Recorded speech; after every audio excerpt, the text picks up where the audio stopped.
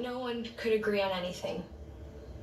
During the 400 years when God stopped speaking, people took it upon themselves to fill the dead air with their own ideas, splintering into factions.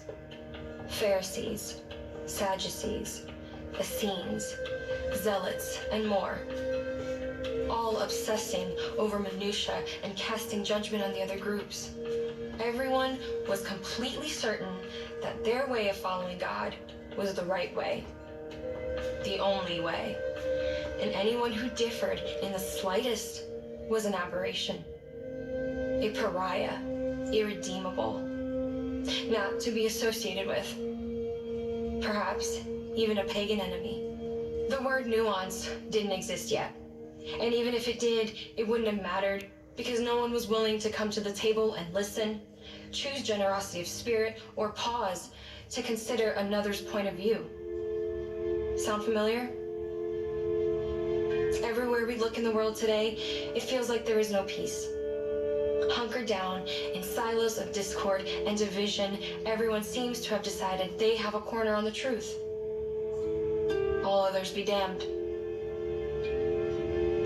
But we must not give in to hopelessness.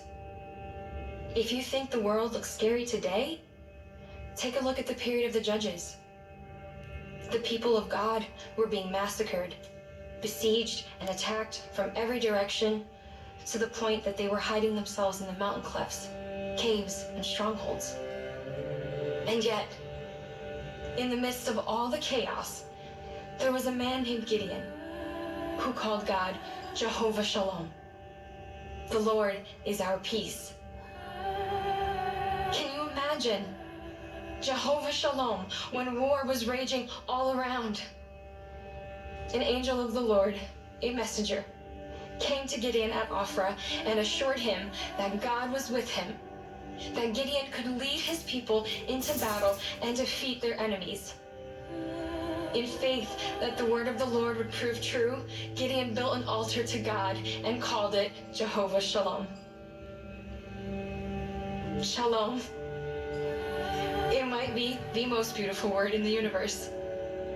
It means peace, wholeness, perfection, and tranquility. The opposite of what the world often reflects today, and during the 400 years of crushing silence between the Old and New Testaments. It's a word that Hebrew-speaking people, both then and now, used to say hello and goodbye. It marks the beginning and end of an interaction, the Alpha and Omega. And so it is with all of redemptive history. The world began in Shalom, a garden unblemished by sin. And we know it will end in Shalom, a new heaven and a new earth where God will wipe away every tear from our eyes, and death shall be no more. Neither shall there be mourning, nor crying, nor pain anymore. And the city has no need of sun or moon to shine on it, for the glory of God gives it light, and its lamp is the Lamb. By its light will the nations walk, and there will be no night there. The Apostle John wrote those words while in exile on the Isle of Patmos. But the man whose death and resurrection would make it possible for people to access the renewed kingdom of which he wrote was prophesied centuries before Christ's birth. Isaiah described a coming Messiah who would be called Wonderful Counselor, Mighty God, Everlasting Father, Prince of Peace. We needed him then, and we need him now more than ever. Our Prince of Peace, Jehova Shalom.